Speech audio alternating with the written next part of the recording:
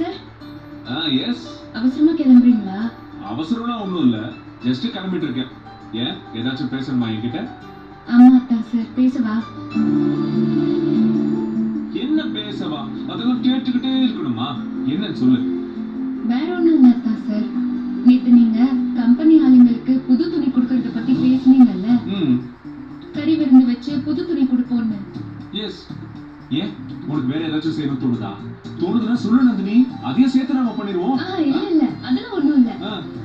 ஆனா எனக்கு ஒரு யோசனை தோணுது, அத சொல்லலாமா வேண்டாமான்னு.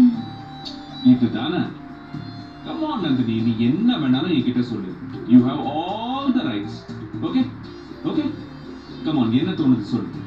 வேற ஒண்ணும் இல்ல, நடக்க போறது நம்ம வீட்டு கல்யாணம். நாம எல்லாரும் புது துணி போட்டு கொண்டாடுவோம். நம்ம கிட்ட வேலை பாக்குறவங்க எல்லாரும் அதுக்கு வருவாங்க தானே? நிச்சயமா வருவாங்க. அவங்களுக்காக நாம தனி பந்தியே போட போறோம் நந்தினி. ஆனா அவங்க பழைய ட்ரெஸ் போட்டுக்கிட்டு தானே கல்யாணத்துக்கு வரணும். நம்ம கல்யாணத்துக்கு தானே அவங்களுக்கு புது துணி எடுத்து கொடுக்கறோம். அது எதுக்காக கல்யாணம் முடிஞ்சதுக்கு அப்புறம் கொடுக்கணும்? கல்யாணத்துக்கு முன்னாடியே கொடுத்துட்டா அவங்களும் கல்யாணத்துல புது துணி போட்டுட்டு கலந்துப்பாங்கல்ல, அவங்களுக்கும் சந்தோஷமா இருக்கும்.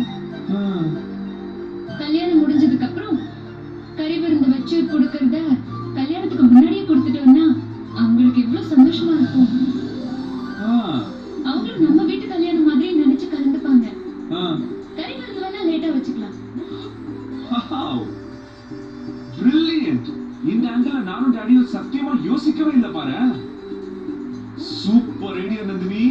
டன். நீ சொல்ற மாதிரி அப்படியே பண்ணிடு. ஐயா கிட்டயும் அம்மா கிட்டயும்